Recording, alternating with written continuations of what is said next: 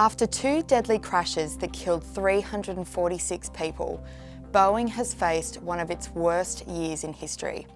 With massive scrutiny around one of its newest models, the 737 MAX 8, the aircraft company is flailing to get the confidence of consumers back on side.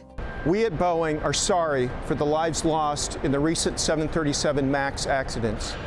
These tragedies continue to weigh heavily on our hearts and minds. Problems started back in October 2018 for Boeing, when Lion Air Flight 610, a MAX 8 jet, crashed into the Java Sea just 13 minutes after takeoff from Jakarta in Indonesia. 5 months later, another tragedy. The pilot of Ethiopian Airlines Flight 302 radioed a distress call and was given immediate clearance to make an emergency landing. But before the crew could reach the airport, the 4-month-old MAX 8 crashed about 60 kilometres short of the runway. It had been in the air just 6 minutes. In the days following the tragedy, which killed all 157 passengers and crew on board, questions about the safety of the aircraft mounted around the world. Then came fear. Ethiopian Airlines was the first to ground its MAX 8 fleet, then China followed. After that, a domino effect rippled right around the world. A total of 50 nations banning the models from their airspace.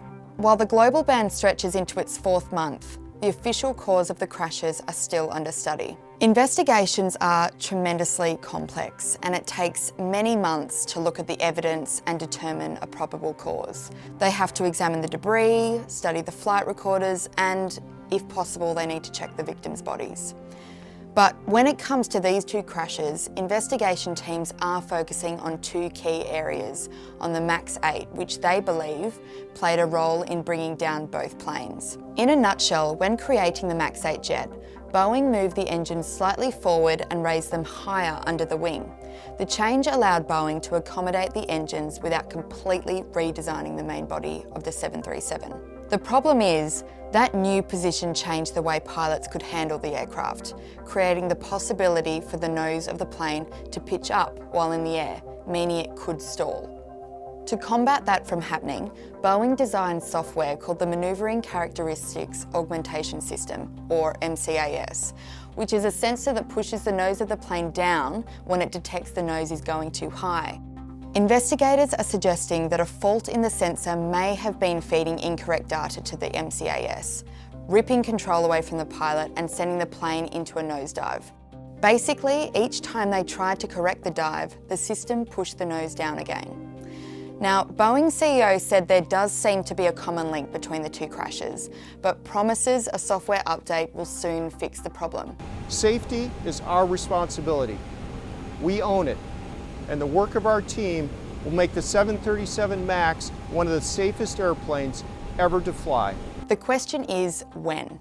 Well, it's a very costly wait to the tune of several billions for Boeing. But the ball is in the court of the Federal Aviation Administration, who still have no timetable for when the MAX 8 will be back in the sky. Some say end of June, others predict closer to December. Only time and a lot of money will tell.